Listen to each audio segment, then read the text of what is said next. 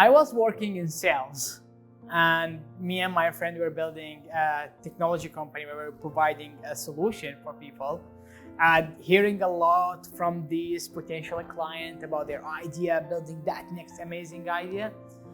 And it was only words and understanding this idea, but there was something always missing between the communication between us, the client, and the developer, and that was design.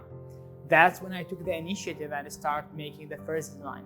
The first design is not always the best, it's really bad, but it was the first initiative I ever took. And then I started building my portfolio and started getting jobs over jobs and another job, and then going with a company and then starting building a company or the startups. It's like that. I think the thing that really helped me to get my first job is taking the initiative and just starting.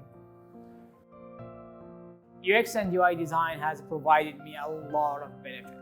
And one of the satisfaction that I would say is being able to go around the world and actually knowing the experience that I'm feeling and knowing that this is an effect of a UX experience, or this is an effect of how nice the UI or the authentic it is. And that is really something it affects me on my everyday life.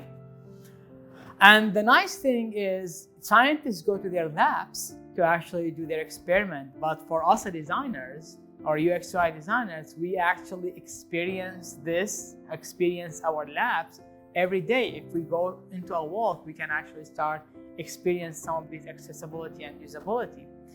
For the part of compensation and like income, I think it's really helped me a lot. It provided me with a lot of job opportunity, even though that I came from a background of civil engineering, where I was having a salary and also I was being a part of a company. So I was having shares and equity.